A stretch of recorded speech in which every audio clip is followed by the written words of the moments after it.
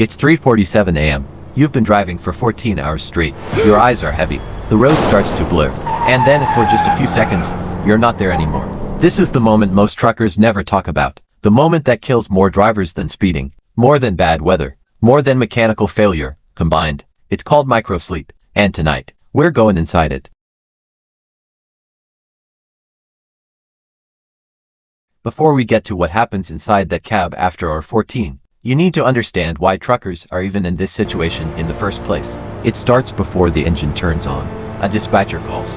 A load needs to be in Dallas by Thursday morning. It's Tuesday night. The math is already done for you. And if you don't take the run, someone else will. Your phone buzzes at 11 p.m., then at 1 a.m., then at 2:30. Where are you? A client is waiting.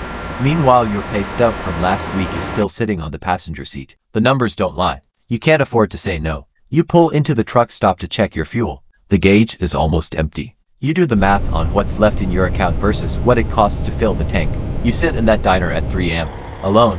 A waitress refills your coffee without asking. She's seen 100 drivers like you tonight. You shower in a truck stop bathroom that smells like bleach and fluorescent light. You have exactly 11 minutes before you need to be back in the cab. The law says you can drive 11 hours straight. What the law doesn't say is what those 11 hours actually cost.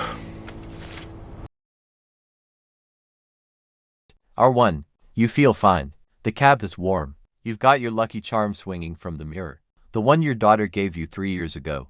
You've got your coffee. You've got the road. Out here, you're not completely alone. You never are.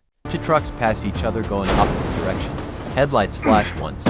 It's a greeting. A silent acknowledgement. I see you out here. I know what this is. Some nights you run in convoy.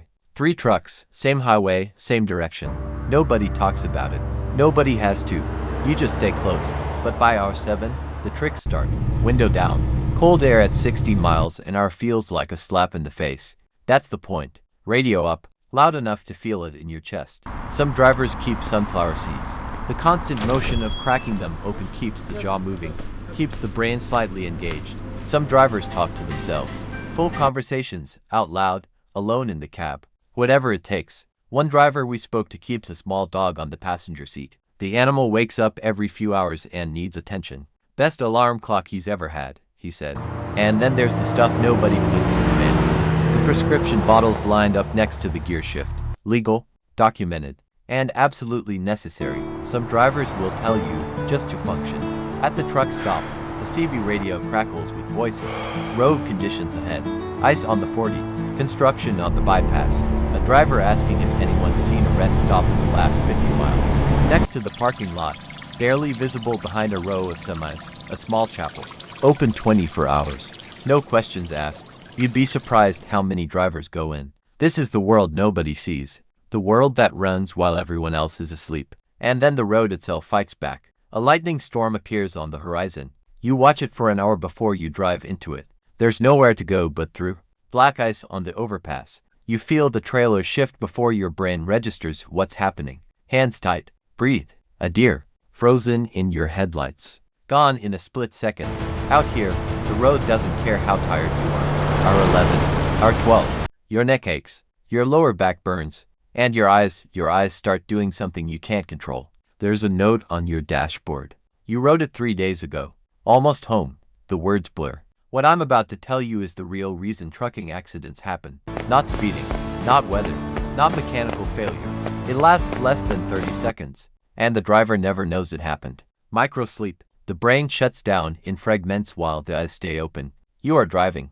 You are asleep, both at the same time. 1 in 3 truck drivers admits to falling asleep at the wheel at least once, at 60 miles an hour. A 5-second microsleep means your truck just traveled the length of a football field, with nobody driving. Nobody. His story is not unique. Every year, drowsy driving contributes to thousands of crashes on American highways. But somehow, they keep going. Night after night, highway after highway. When the shift finally ends, there's no fanfare.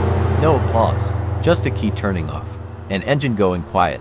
And a man stepping down from a cab onto solid ground for the first time in 14 hours. Sometimes there are tears. The kind that come from relief so deep it has nowhere else to go. Sometimes there's a voice message recorded for a family that's still asleep. Sometimes there's a small bouquet of flowers from a gas station, because he promised he'd bring something home. And sometimes, just sometimes, one driver waves to another across a parking lot. No words, just a nod. I see you.